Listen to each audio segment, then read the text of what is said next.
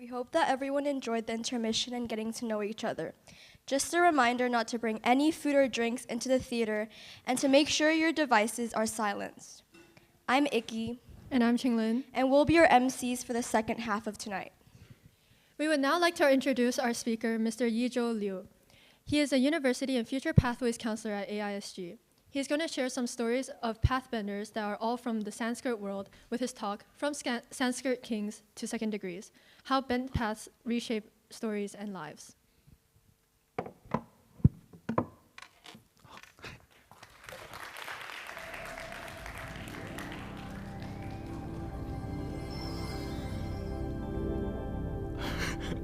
Pick a field, become the expert, and also get the money because of that expertise. So those people who do politics, will become politicians and make a lot of money. And those people who do economics will become, a banker and also make a lot of money. And those people who do philosophy will just do more philosophy and become poor, right? It's nice, clean, predictable. So imagine people's face when I told them, I'm going to study Sanskrit.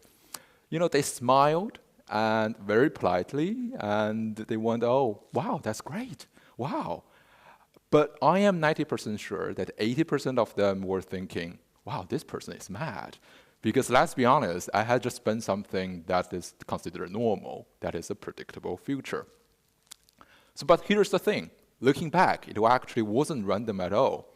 I knew that I really enjoyed studying languages. I kept choosing extra courses in Buddhism and history.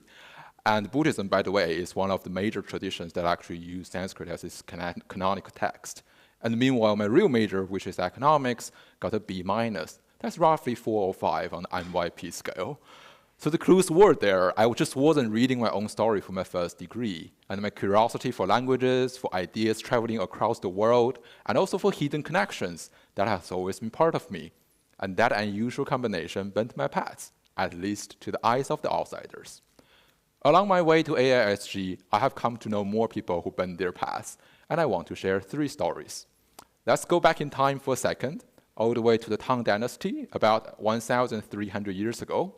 And there was a monk named Xuanzang. Yes, the very same Xuanzang that you know from Journey to the West, and traveling with the Monkey King, you probably recognize the Monkey King, and nearly getting eaten by those monsters who wanted his flesh for longevity. But the real story, honestly, it was even more difficult. Over a 10,000 mile, that's 25,000 kilometers, journey to India, he was robbed. He got frozen in high mountain. And every kingdom he passed through thought that he was a Chinese spy. And he couldn't, he could have turned back 100 of times, but he didn't. Why? Because he had a mission. He wanted to understand Buddhism at its source, the real teaching that was still in transmission in India, in the language of Sanskrit at that time. Clearly, he didn't stay in the safety of a temple and enjoy, the high status of being a monk at that time in Tang Dynasty. He bent the paths.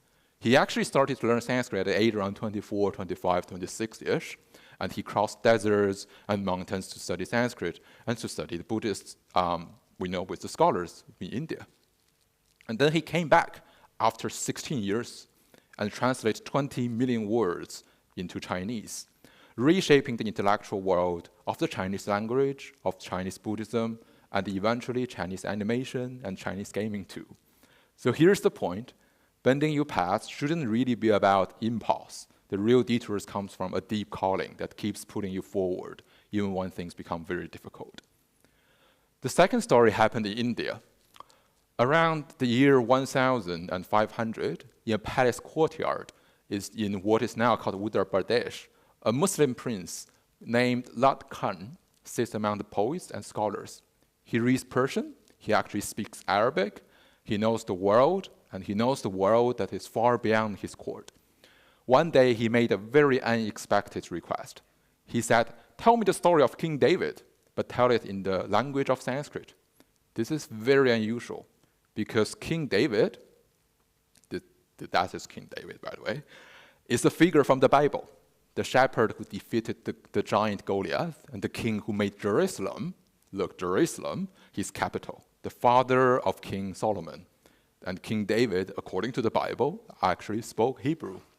Sanskrit, meanwhile, had long been preserved as the sacred language of India, of the Hindu traditions. But that is exactly what Lord Khan wants, a familiar story reshaped into a new form. A poet called Galyamala accepts the task. In his retelling, David becomes Davudu. He still developed this love affair with Bathsheba, and he still sent Uriah, which is the husband of Bathsheba, to death, to the battlefield actually, by accident. Bathsheba now got a Sanskrit name. It's actually a very clever transformation of the Sanskrit, of the Hebrew name. Now it's Saptasutta, the daughter of the seven. And Bathsheba still gave birth to King Solomon. Instead of the biblical prophet Nathan, actually it's angel sent by the god, the sage Narada, and I think Narada is very familiar to the people with Hindu traditions here. The sage Narada appears, and he tells the same parable that you would find in the Bible. But here is where the story really bent. Davudu does more than repent.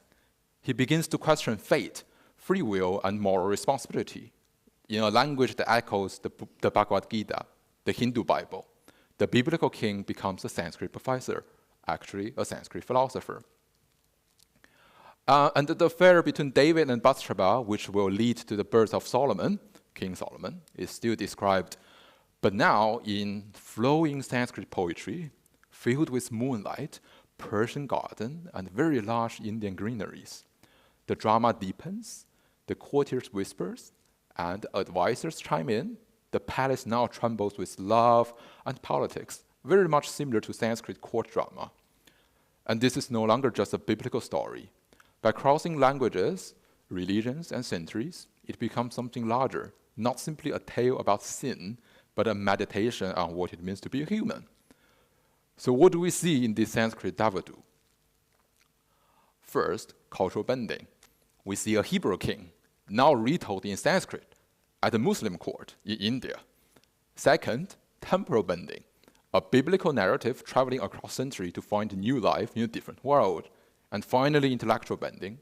Now it's a story of love and power transformed into a philosophical reflection on ethics. Had the poet Galyamala followed the Bible word for word, none of this would exist. And by bending the tale, he turned it into something fresh, memorable, and meaningful for a new audience. And because it bent, it becomes rich. The last story is actually from Oxford. I studied Sanskrit at a college called Harris Manchester. It is a very small college. It is only for mature students, which means the people who started their undergraduate above the age of 21.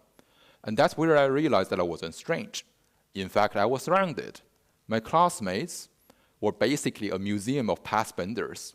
You have Stacy, who was a former PhD in neuroscience, from Cambridge actually, who decided to do a second degree in law, and now is a barrister in London. She decided to leave Cambridge for Oxford. I'm not saying much there. And you have Steve Osop.